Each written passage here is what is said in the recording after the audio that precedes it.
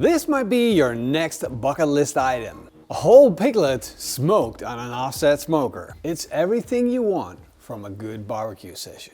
A big thanks to Tormek for sponsoring this episode. Just imagine you're having a birthday or loads of friends are coming over for a party. I don't know, housewarming party, whatever party you want. That's your sign. Your perfect excuse to finally do that bucket list item. A whole hog. Well, not really whole hog, but a piglet. Something that you can serve to 20 or 40 of your friends and they're gonna be mind blown. Blow their mind on how good this actually is. And this is our beauty of the day, and I'm going to show you exactly how to cook a beautiful piglet like this up. Now I'll be cooking this on the Pitmaster offset smoker, so the first thing that I'm going to do is fire that up so it gets nice and warm while we do the prep work. I'm going to start this fire off with a couple of big chunks of beechwood, making sure that they're good and stable.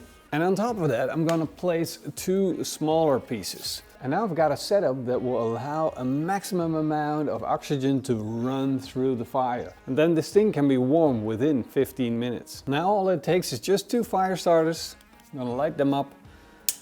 Make sure you place the fire starters in front of the fire so when you get a draft, it pulls the flames inwards up to the fire. I'm going to fully open the damper and open up the smoke chamber.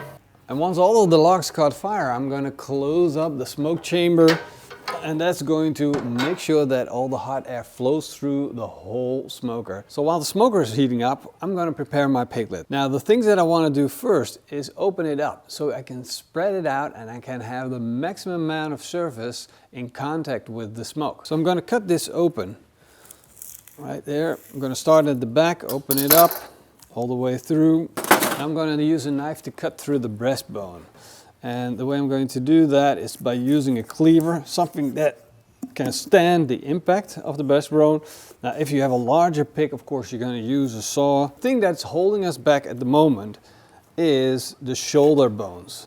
So we're going to cut those 2, make an incision just in front of the bones, behind the head, and then we can fold it open. And then it's getting down to the ribs, which we're going to chop up, and it's time to clean on the inside. I think doing the preparations is most of the work, because actually cooking this thing is pretty easy, especially on a big offset smoker. And of course, since you know people will be feasting on this, you want to do more than just run a paper towel through it.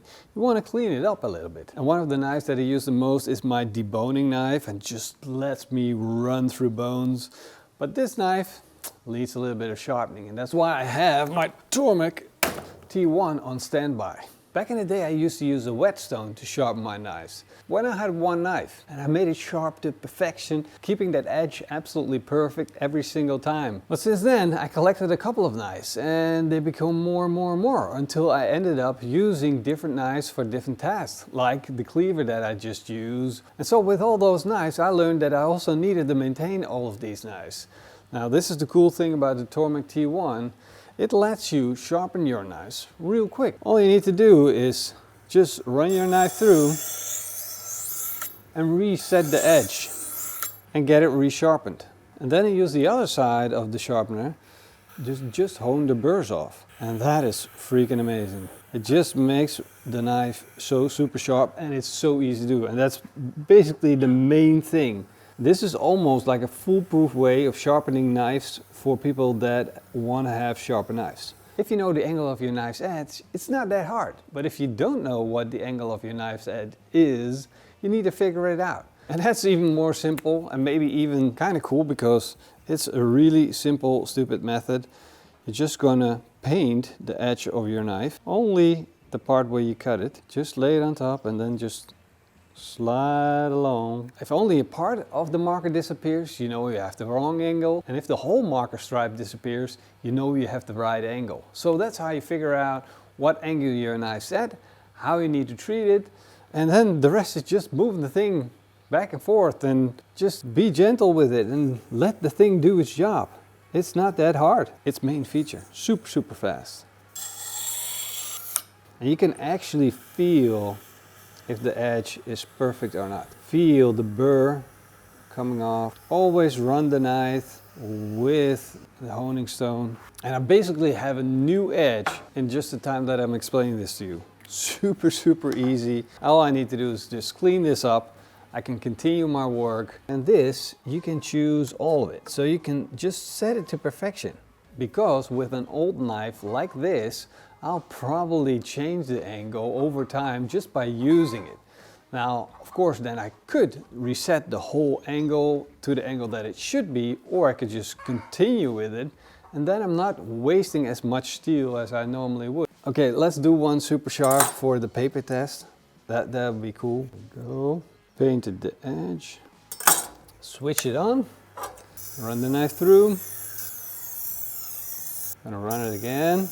I know I chipped this knife a little bit. I didn't really chip it, but I mistreated it quite a bit, so the edge is going to take a couple of runs through. All right, there we go. Let's get that burr off. I think getting the burr off is the most satisfying thing ever. Nice. And that's how easy it is. I'm just going to put this somewhere close, so every time I got a dull knife I can just quickly sharpen it, make it absolutely perfect again. This thing is a beast, and this is going to last a long time. Awesome. The link's down below, go check it out. Tormek T1, awesome machine, sharpens your knife real quick. It's going to save you a lot of money when you have a lot of knives. Back to our piglet. Let's clean her up with the sharp knife. That is going to be a breeze. I'm just going to remove some of that silver skin. I'm going to expose the meat as much as possible. So we're going to have some smoke flavor on this. Now I can see the loins sitting here on the inside, the tender loins. Those are going to be super, super tasty. But on the ribs right here, you have this floppy bit. That's what I'm going to take off. I want it to look pretty. Now you could leave all of that on, but that's just not going to look as pretty. And if you're going to put in this much effort, you might as well do it right. I just basically want to remove everything that sticks out. Cut on the skin here. And then we're going to work on the hams. Now, this piggy is going to lay with the skin side down. Rib side up, skin side down. So I'm expecting most of the heat come from the top. Just go over it. That's why I'm going to score in the hams. These are the thickest part of the pig. And by opening them up, I'm creating more surface for the smoke and flavors to penetrate. At the same time, that's going to make them easier to cook. You have to understand these ribs are, well, maybe a finger thick, while the legs are fist size. And by cutting them open like this, they're going to cook a lot faster together with the ribs at about the same speeds. Now the front legs are just fine, they're evenly thick. I think this is looking good. This now needs to be seasoned. To season it, I'll be using the Texas barbecue rub and the PitmasterX pork rub. Now the Texas barbecue rub is something that I use in like a system that I have. I'm going to use a little bit of the PitmasterX pork rub just on one side, a little bit of seasoning. Once it gets over a finger thick in thickness, I'm going to season on both sides. But once it goes over 3 fingers thick, I'm going to go in with like a layered system. I'm first going to apply a little bit of the PitmasterX Texas seasoning, and then I'm going to apply the pork rub. What that does is help boost the flavors on the meat. See, I get a little bit of salt, a little bit of pepper, a little bit of onion powder, garlic powder, and those are flavor boosters. I'm just going to get that in there, and it's going to help the pork seasoning pop real nice. Because thicker pieces of meat need more seasoning. And then once I have my base layer on, I'm going to put on the second layer. Now we got a little bit of color on everything. I think the hams could do with a little more.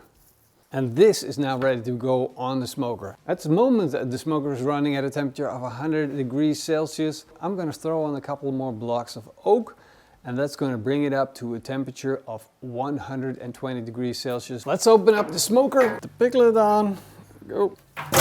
That's looking absolutely gorgeous. I don't know if I've seen more beautiful things in my life. That's not true.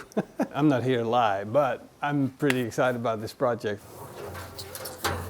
Now the hams are going to need the longest cooking time, so the hams are going to be closest to the firebox. Most of the heat is going to be here, up and over and down there again. Now I might need to wrap these feet up with aluminum foil to make them look good, but for now we're just going to leave it as is. See what happens, keep our eye on it, keep on checking, and keep on feeding the fire. And we're going to make a basting sauce. A basting sauce is not a barbecue sauce, but it's basically a sauce to make the pig wet.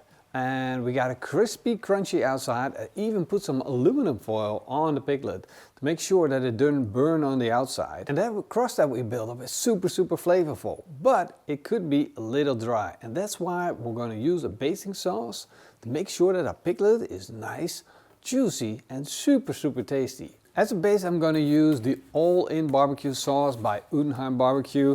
And sadly, this is my last bit of the barbecue sauce, so I'm gonna have to call them up, tell them to send some more. If you're watching this, Jorn, I'm out.